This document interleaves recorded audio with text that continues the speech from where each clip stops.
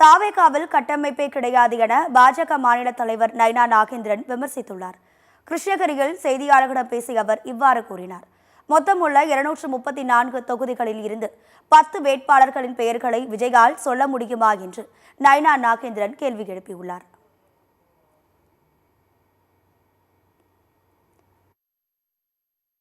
தமிழகத்தில் டிவிகேவுக்கும் திமுகவுக்கும் தான் போட்டி, கட்சிகளே இல்லைன்ற கருத்து தொடர்ந்து விஜய் வலியுறுத்திட்டே இருக்காரு.